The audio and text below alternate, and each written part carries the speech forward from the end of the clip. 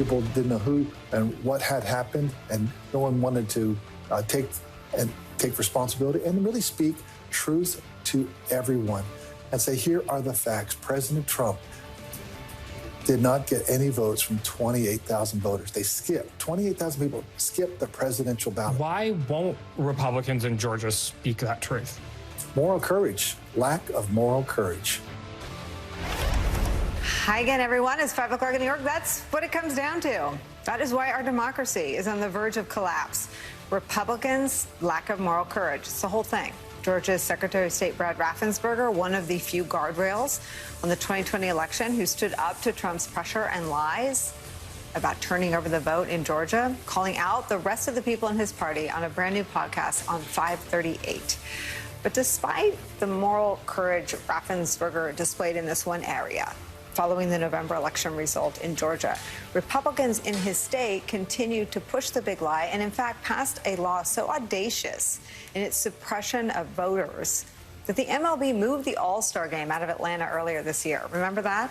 And we have to point out that Raffensperger does, in fact, back that new voter suppression law, although he disagrees with one of its provisions, one that targets his role in overseeing elections. On the podcast, he explained why that change is so dangerous. Listen. I know that you supported overall the election changes in Georgia this year, but those laws included making you no longer chair of the state election board, which is responsible for overseeing, as you mentioned, elections in Georgia. That chair is now selected by the state legislature. Does that make Georgia's elections more susceptible to meddling from the legislature? Well, what it really does is it diminishes accountability of the state election board. Right now, well, accountability for potentially doing screwy things. I mean, what is why even do this? Well, and that's one aspect that I did not support. Because when the Secretary of State chairs the state election board, I am held accountable by the voters. And so I understand that I report to the voters. Now the chair of the state election board actually reports to the General Assembly. So if you don't like the decisions that's being made, who do you call? How do you have accountability? Did you view that as personal retribution? Oh, obviously, it was. It was really blame shifting. Republicans in Georgia didn't stop there. That's not all that they did. Continuing to assert control over the election process in Georgia, there's now a performance review underway targeting Democratic stronghold Fulton County. Next week, a new front in the war on Democratic voters in Georgia takes place as the Republican-led General Assembly begins to redraw the state's congressional maps. About this process, the AJC reports this, quote, Georgia has changed. It added 1 million residents over the past decade, saw shrinking white and rural populations, and witnessed Democrats winning statewide elections for the first time in more than 20 years.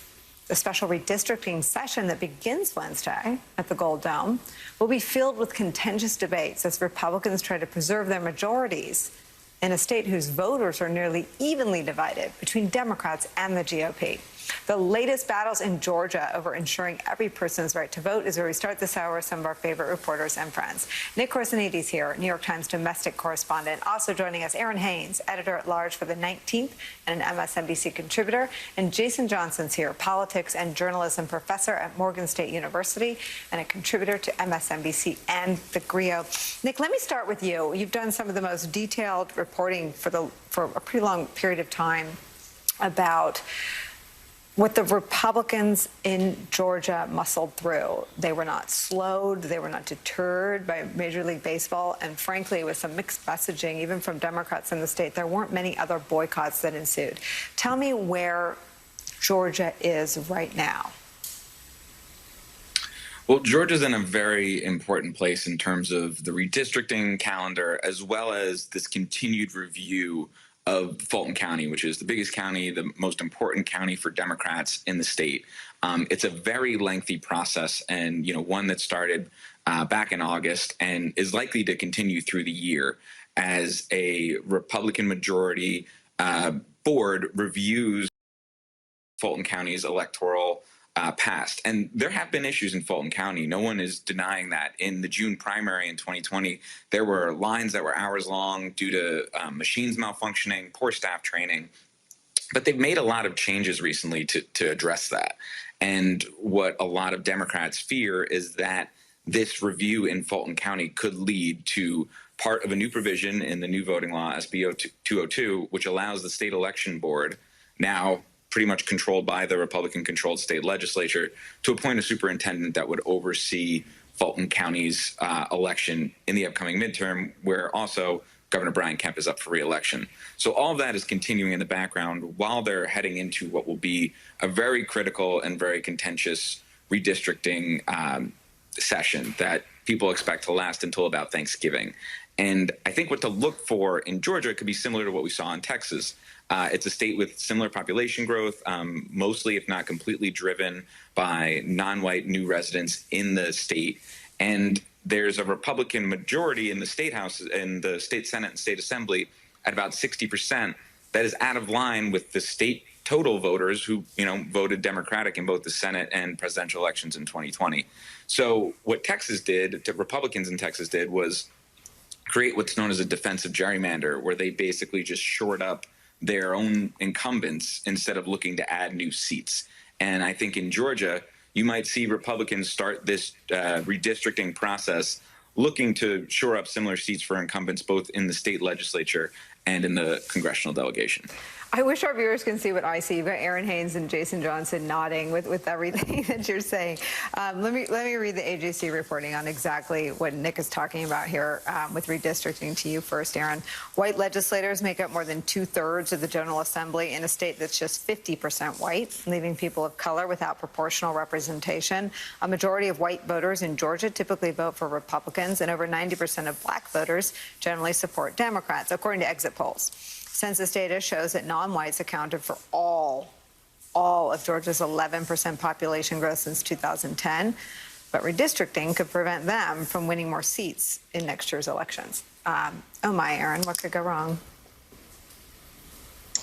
Yeah, a lot, especially in the absence of pre-clearance from the Department of Justice, thanks to that 2013 SCOTUS decision. Georgia's maps coming out next week. It's going to be really interesting to see what changes they will make without needing that permission from the DOJ, which, by the way, is already suing the state over its onerous voter suppression bill. Nick is exactly right in terms of those looking for a similar strategy to what happened in Texas, despite the fact that the population growth was driven by black and brown residents that moved into the state over the last decade. That whether or not that is going to be reflected in the maps is going to be a real question. And it's interesting because just as black and brown voters were really asked to put it on the line last year at the ballot in the middle of a pandemic and did so in record numbers, you have Americans of color across the country that were urged to participate in the census, right, to stand up and be counted.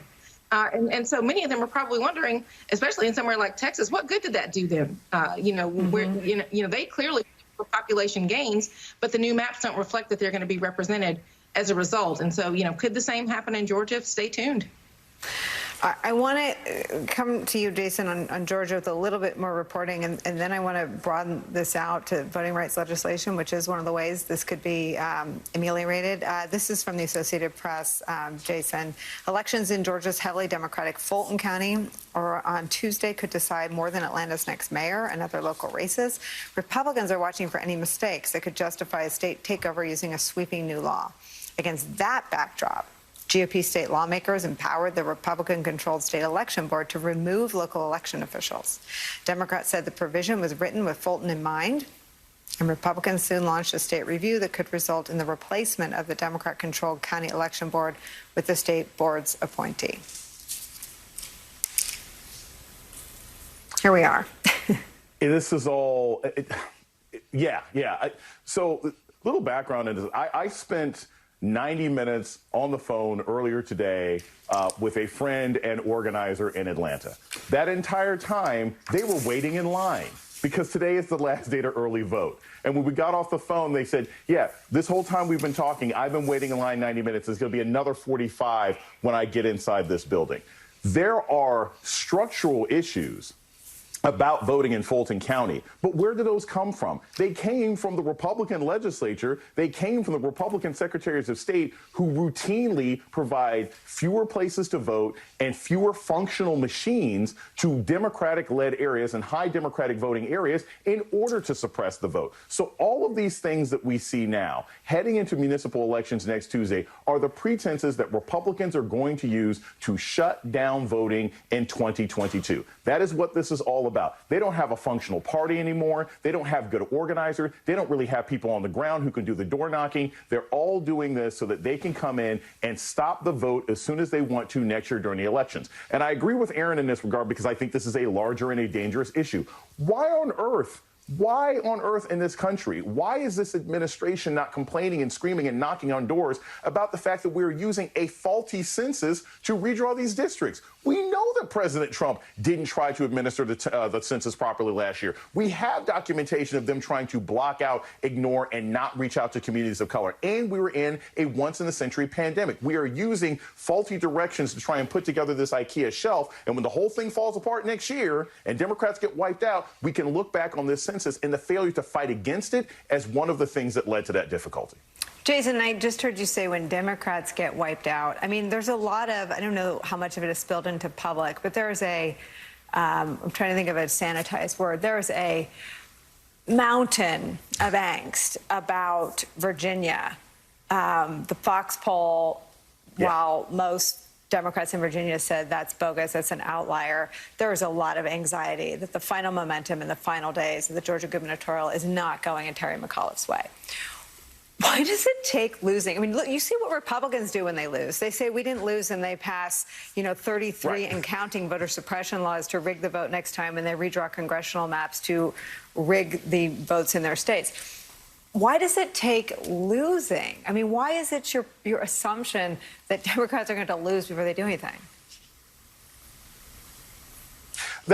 I don't understand, Nicole, either. I don't, because there are resources at their disposal. I mean, there's legislation that you can actually pass in the Senate if you could get everybody together. There are legal things that can be done to make sure elections end up being reflective of the people who are actually on the ground. And for some reason, certain members of the Democratic Party, some publicly and some privately, don't seem to want to use the resources at their disposal. As far as next Tuesday goes, I think it's going to be close. I'm very apprehensive about predicting a race where things that we usually measure, like crowd size and stuff like that, are hard to determine in the middle of the pandemic. I've been to a couple of rallies here and there, and Terry McAuliffe was never super duper popular. It wouldn't surprise me if he squeaked by 1.5. I have trouble seeing Northern Virginia, which is the biggest, most populous, important region of voting in Virginia right now. I have trouble seeing the majority of those residents saying, yeah, we're going to vote for a guy, Glenn Youngkin, who was in favor of the insurrection that just happened in our backyard and backed up 66 for hours. I don't see that happening. But anything is possible. And certainly the Democrats are sweating in a way that I haven't seen in a long time. When Obama and Harris and Biden and everybody else has to come through, they didn't even come out to California for the recall. Clearly their internals are showing this is going to be a tight race. Nick, you've been writing about the post-2020 faux election integrity measures since before the first one, Georgia, became law.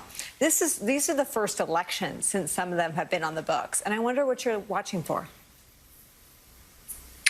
Well, we'll especially be looking for kind of what we saw in the California recall election, which was an immediate swing to as soon as things started to look like they were going south. We saw national Republicans, conservative news immediately reach for the false claims of fraud. As soon as polls showed Governor Newsom pretty comfortably ahead in California, there was cries of fraud. There was new allegations that we're going to need to audit this. And then there were even concerns that, Elder might not accept the results. And so we're looking for that in Virginia, but we haven't necessarily seen it. And I think there's two reasons. One, as Jason just mentioned, it's a very, very close race. And I don't think we're going to know the results of this until very late into Tuesday or possibly even later in the week, as it's a postmark by state. So ballots could still be coming in a very close race. But also, Youngkin has been kind of careful to not wholly court the Trump base outright. He hasn't said he wants the president to come campaign with him. So if he were to start stating, I think there might be fraud here, it would kind of run against the campaign he's trying to run. But that could all change if all of a sudden it goes away from him. So I think we'll be looking very carefully for where those kind of rumblings of fraud among the right might start and whether they can bubble up enough to kind of create issues. Virginia's state house is controlled by Democrats in both chambers, though. So the possibility of some of these partisan audits that we've seen in Pennsylvania, in Wisconsin, in Texas, in Georgia, it was a failed attempt, aren't necessarily as likely in Virginia, just given the makeup of it. But that doesn't mean that should the election go McAuliffe's way, we might, still see some kind of noise being made. And what that does to the base, I think, kind of remains to be seen. Aaron, the White House's bet back in January was that shots in arms, checks in the bank account, and the social spending programs was a better political path for Democrats coast to coast in these elections and then the midterms than taking on voting rights. Do you think that was the right bet? Well, I think that, after a grueling summer where we saw Democrats unable to pass voting rights legislation, where you had, the situation with Haiti in terms of immigration, the Afghanistan situation, and then, nothing happening on police reform, you do have, frankly, a lot of voters who are part of the Democratic base who are wondering what it is that they voted for. And so trying to galvanize and motivate those voters is certainly the work of what's happening in Virginia and why that race, at least for one reason, is so close. And, I would just push back a little bit on what Nick's normally and actually this time too brilliant analysis is in saying that Glenn Youngkin is absolutely courting Trump voters. He's not courting them with the big lie because obviously he needs voter turnout to be good, and early voter turnout has already been a record-setting in Virginia, and that is mostly showing up in blue areas. But talking to voters about things like critical race theory and Toni Morrison and the Beloved Bill, I mean, that absolutely appeals to the kind of folks who voted for the former president in 2020 and 2016. At the same time, he is messaging black voters to say things like Terry McAuliffe does not support HBCUs, and so trying to suppress potentially the black vote on the other side. And so you have, in the final stretch of this campaign, a Glenn Youngkin ad with the champion of the Beloved Bill, back from, a few years ago versus, Terry McAuliffe's closing argument with Danny Glover and Toni Morrison in an ad saying, hello, you all recognize what this is. Don't let them take your voice away from you, as Glenn Youngkin is trying to silence Toni Morrison's voice. Let me ask you, Jason Johnson, to just broaden all this out. These aren't separate conversations, right? The ADL coming out in opposition to Tucker Carlson's white supremacists celebrating false flag, BS, Fox, mega special. The 1-6 committee, one of the two Republicans being run out of the Republican Party because it's unsurvivable to be on the pro-investigate the insurrection side of the GOP. Critical race theory, which is not taught in elementary school in Virginia, being the lie told to all voters in Virginia and literally the closing message of the Republican campaign there. Critical race theory not taught in elementary school. Where are we? It's a throwback. And Nicole, I also want to add to this, I teach at a historically black college and university. I don't teach critical race theory. I don't know where these people just keep coming up with this stuff, which is not happening at any of their local schools under any circumstances. But Nicole, what it boils down to is this, and this has been going on for a long time. You have a Republican Party that recognizes outside of a couple of states, we are not representing the majority of the people. Their policies are not popular. Their candidates are often not popular. So the only way they can win is to rouse up their base by saying that black people and Jewish people and white liberals and everything else like that are trying to take your rights away from you. And whatever they can't get beyond those people who are motivated by those racist dog whistles, they will try to get by changing the rules. The problem, unfortunately, on the Democratic side all too often is they, too, seem to be intimidated intimidated by these messages. And they started saying, oh my gosh, we have to fight against defund the police, when Democrats aren't running on defund the police. Their policies are popular. Stick with what's working, and you can probably win more elections.